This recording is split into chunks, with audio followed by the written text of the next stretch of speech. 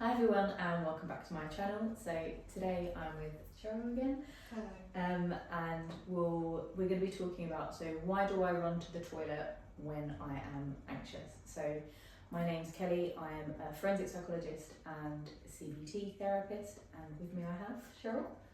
Hello, I'm also a CBT therapist. I'm also a medical nurse and I work with patients who have inflammatory bowel disease, so a lot of gut focused work in both CBT and in my day-to-day working life. Today we're going to be looking at why do I run to the toilet when I feel anxious or when I am anxious. So we're going to be looking at the sympathetic nervous system. We're going to be looking a bit at conditioning and kind of the psychology behind it as well. So yeah, really to start off with, I'm going to pass over to Cheryl, and I just wanted, I suppose, with the sympathetic nervous system, how is that related to when someone's feeling anxious and they're kind of they need to go to the toilet? What is that about with the nervous system? So the activation of the sympathetic nervous system is our body's natural response to danger, and it is what keeps us safe. So it's part of the autonomic nervous system, and it controls involuntary reactions like your heart rate, and your blood pressure. So obviously when you're scared, your heart rate goes up, and it triggers an immediate reaction, and sometimes you'll feel sweaty palms, your pupils might dilate, and this is all to do with the hormones that are stimulated in this response, this getting ready response. So the adrenal produces adrenaline and norepinephrine.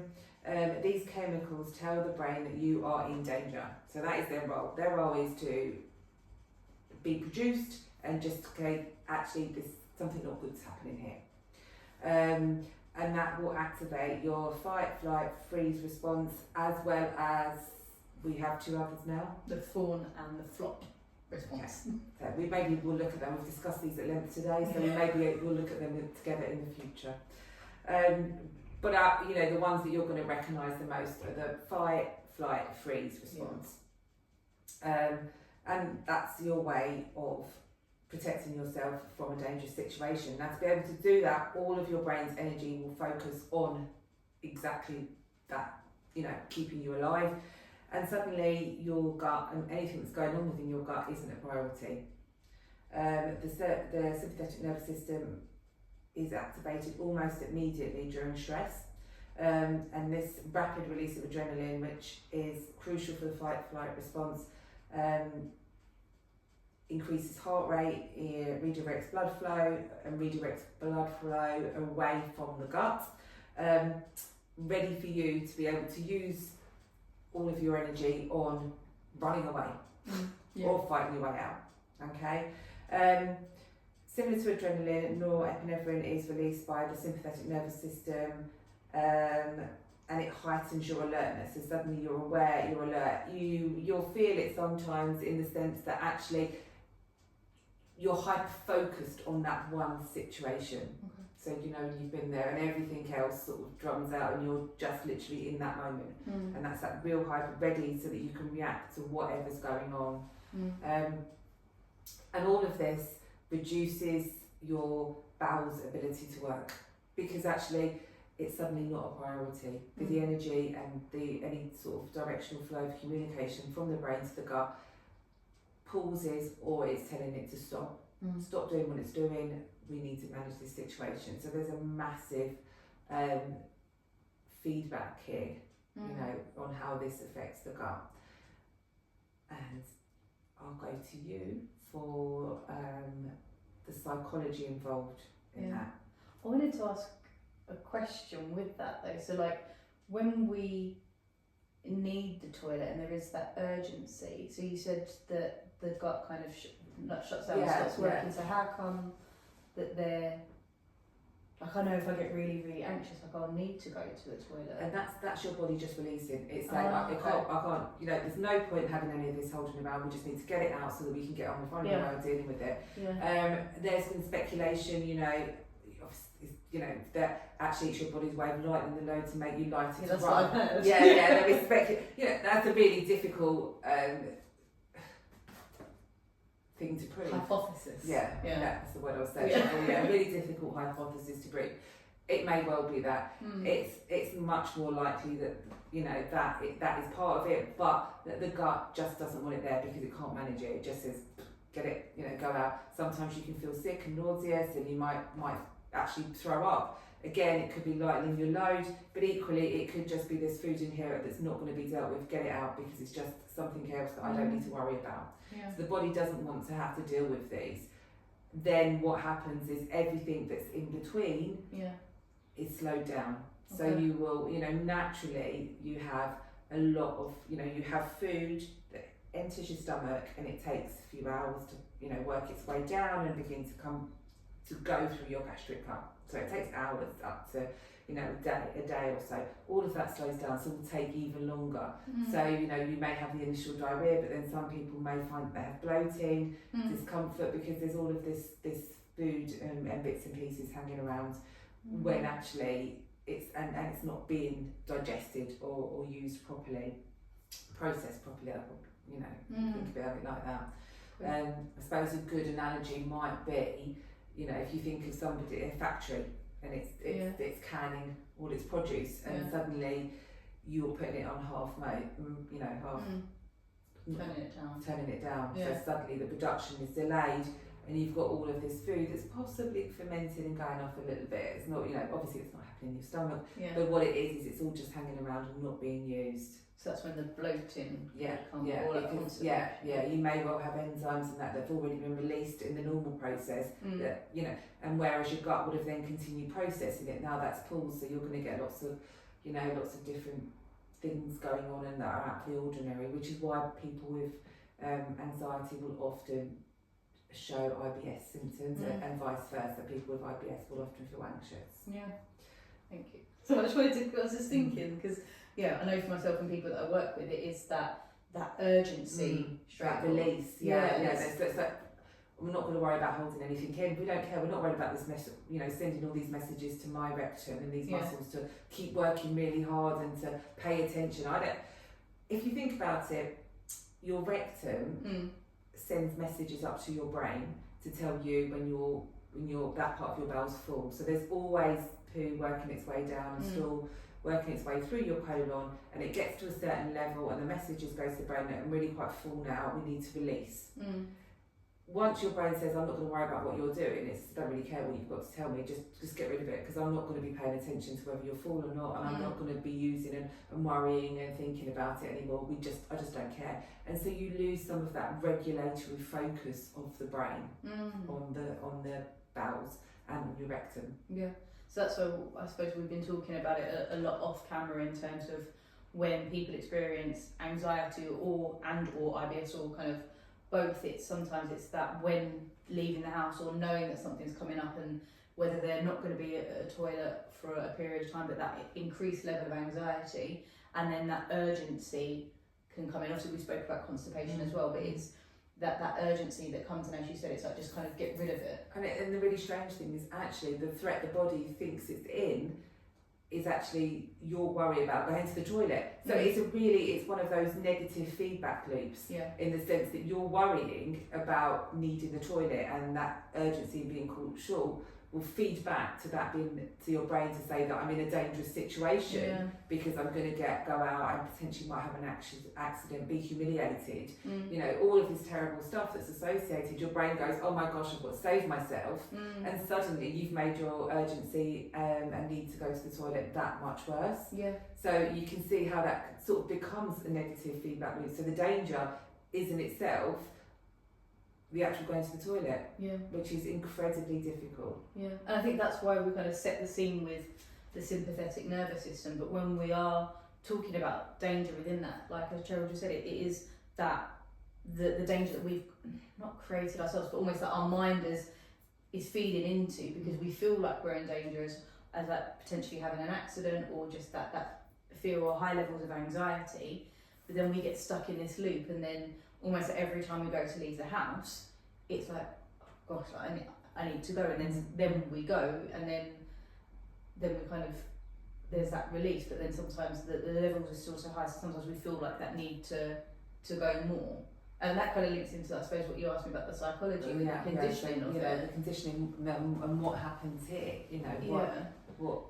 So you get, with conditioning, so you've got the classical and operant conditioning. So with this, we're kind of focusing more on the classical conditioning, so that is that learned response. And we all have learned response, and if you did A-level psychology, or if you've done any sort of psychology, you probably know about Pavlov. So kind of, I know there's a lot of thoughts about now about how ethical this was, and I'm kind of aware of that, but just for the process of what we're talking about, it's about kind of when the bell was rung, kind of the dogs would salivate, kind of thinking that they were going to be fed. But I suppose for us, what we want to do is this, that we are conditioning ourselves, and we do kind of go into that classical conditioning. So like we were talking about with that negative feedback loop, we can kind of learn that if I'm leaving the house, or for example, if we're going on like a long car journey or a long journey, that we've almost learned, I need to go to the toilet. So as well as having the sympathetic nervous system firing off and potentially seeing danger and then increasing the anxiety, we've also got the potential for the learned conditioning, is that, I've learned maybe when I was little that people say, have you been to the toilet before we leave? And it can create almost that I don't want to say it's like a double cycle, but there's almost like two things going on in terms of more of their innate response with the nervous system, but then also kind of the learned response as well. It feels like they're probably overlapping loops, but there's kind of two of them going on at the same time. But and with the classical conditioning, with the learnt response, that we pair it sometimes with a stimuli. So sometimes you might have heard when someone needs to go to the bathroom, or they're struggling to go for a wee, they kind of think of running water or run a tap. And sometimes for some people, even if you hear running water, all of a sudden you need to go to the toilet. But it's pairing a neutral stimulus with a kind of a naturally occurring stimulus, kind of that elicits that kind of reflex, so that we can urinate when the bladder is full. So that's kind of that's that innate kind of response, but also that when there's running water, or like we've spoken about before, that when you're laying in bed and all of a sudden you think, did I go for a wee, or do I need a wee? And as soon as you start to think about that, even if you realise you did just go for a wee, you will still quite often need to go for a wee again, because having it in your mind means you can't settle until you've been for a wee. And I think you kind of get stuck in that loop. But it's kind of sometimes we have this neutral stimulus that we pair with something, and then it becomes a conditioned stimulus. And it's about, I suppose, that we can, with learning, there's obviously the possibility for unlearning. I mean, and with what's called gut-brain axis, which is the two-way communication. So you've got the rectum telling your brain that you need to go to the toilet, and then with the conditioning response, you've got your brain telling your rectum that you need to go to the toilet. And actually, that's a communication that you probably don't necessarily need to have that often. And in most people, your brain telling you need to have your bowels open doesn't necessarily work so well, but actually after time and once you're conditioned into it, your rectum will respond to that information from the brain and go, okay, then we need to find a toilet now then. And so instead of it just being it's full response, I'm full, I need to go to the toilet, then you'll get this conditioned one. So, and I think that's the key difference between the neutral stimulus, and you've got the conditioned stimulus. So we can do that conditioning through, as we said, like learning, like as we said with the rectum, or kind of when you're laying in bed, that we then, by that pairing of it, we learn that we need to kind of empty our bowels, or kind of empty our bladder. And even like when we've spoken about some of the neutral stimulus, and sometimes it could be about bathrooms, that we don't need to go to the bathroom, but if we see a bathroom, or there's a specific bathroom that we feel comfortable going in, so maybe in our own bathroom before we leave the house, it's almost that can then become that condition response, even if we don't need it. Sorry, go on. And I was going to say exactly, and it's also there's it can be the sort of, with the IBS constipation, it can be the issue that actually you don't like to go to the toilet in the bathroom outside of your own home, that you've conditioned yourself to not be able to use a public toilet, or and things like that. And then actually what that does is it leads to less function in your bowels. So sometimes there is the rush to go to the toilet, which we've said, but it can also, you can train yourself the other way, which can also then cause other sort of IBS issues. So like the retention side of it, so so you've conditioned yourself to only feel comfortable.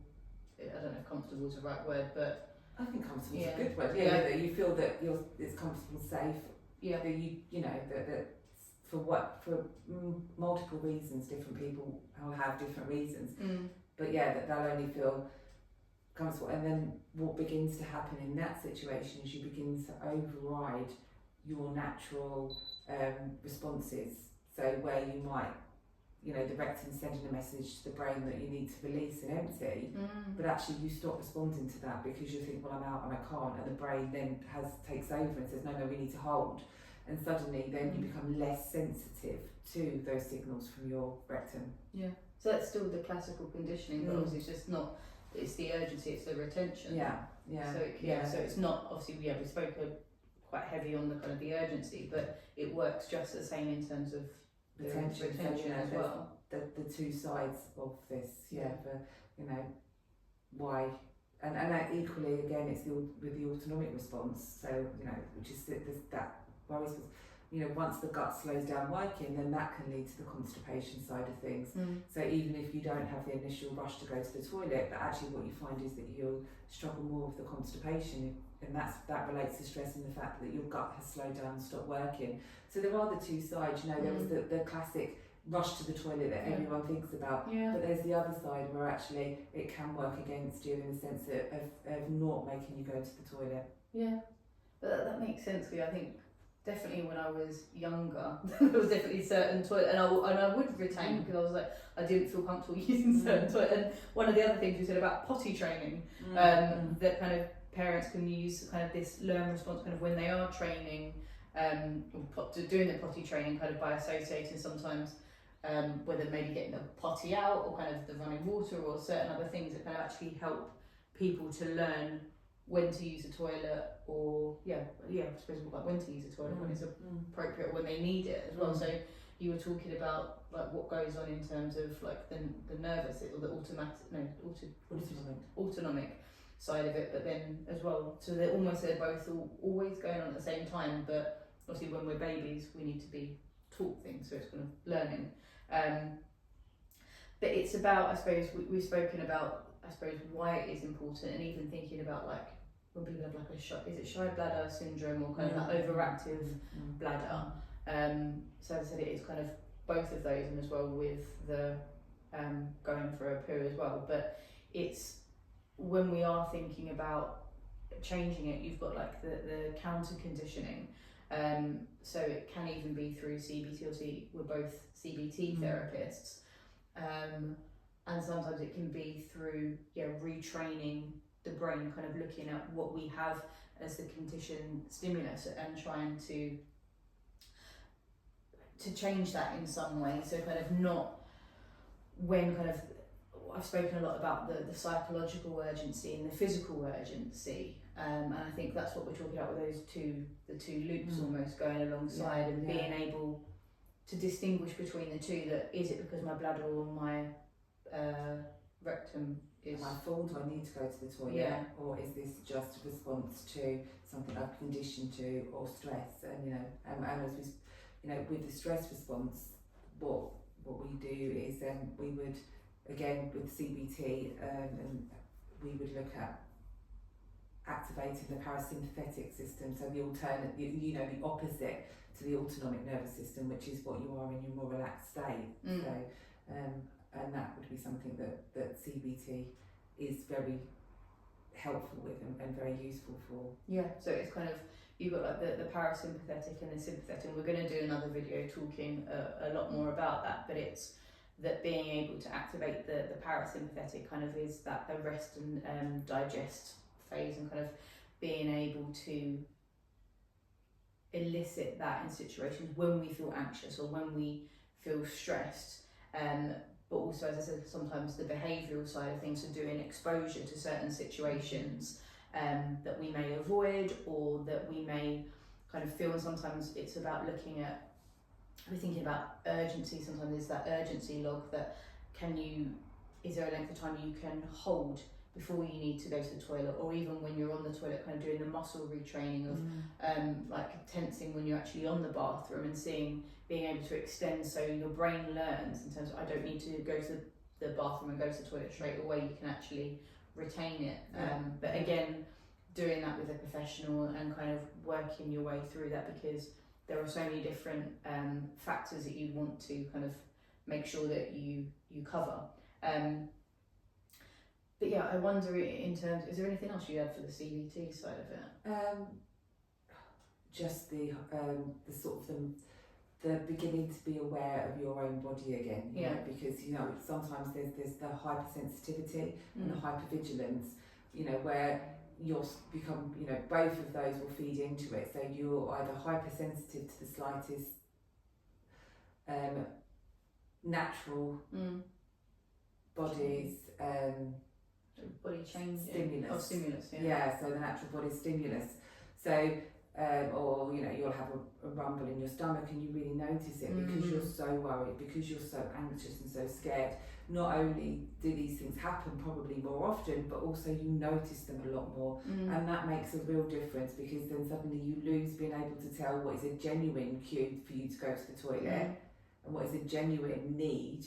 You lose the ability to recognise that from what is an anxious trigger, and it's those anxious triggers that then can cause a problem and can make it a real issue with your needing to rush to the toilet, stimulating you to have diarrhoea, and then stimulating your gut to work faster and release more, because sometimes it is what would naturally be held there and would come out in one go. Now you're doing it in several goes. So it's the being able to tell the difference, as you said, between the two, and as you said, that sometimes we become really, really hypervigilant. So any sort of slight change in our body, it's almost like we've got like a torch on it, and as soon as it happens, it's like, okay, what's this? And our brain kind of tunes into what's going on in our gut or in our body, and all of a sudden we notice it, or we feel it a lot more. And I think CBT, as you said, can be really good to be able to help to distinguish, like as I defined it, the psychological and the physical urge, but it's just the sensations that are going on in your body, and sometimes I suppose there's that curiosity, maybe mindfulness, and kind of being curious those bodily sensations, and not, if we were talking about classical conditioning, not automatically think that, okay, I've got this sensation, that means I need to go to the toilet, because we need to break that cycle. And it's important to remember as well that actually what all of this stuff comes after you've been to see a GP. So after you've seen a medical practitioner for a diagnosis of a functional bowel issue and IBS, because any change in bowel habit, anything new or out of the ordinary for you, does need to be investigated and does need to be discussed with a healthcare professional. There are other reasons that these things can be happening. Inflammation can cause increased release of of your rectal muscle release. So cancers and things like that, they're all out there, they're all a worry, and actually sometimes reducing your anxiety is incredibly difficult if you haven't had that formal diagnosis. If you had the formal diagnosis but still worried, that is something that can be worked on, but it is important that you've had the diagnosis. And I suppose it's kind of making sure that there's a process, but even the things I think that we've spoken about, hopefully it will give a bit of an insight into what's why going these on. things are happening. Why might this be happening to me? And particularly that what's wrong with me, because a lot of it is to do with actual quite natural processes, but somewhere they're just not working in quite the way they should, or they're just a little bit too much. A lot of what we talk about with the body is about being in balance, things being in balance, not too much one way or the other, not extremes. The body doesn't seem to like extremes, and then actually once you get that, that's when you have things going wrong. So it's about bringing it back to getting yourself back into a balance.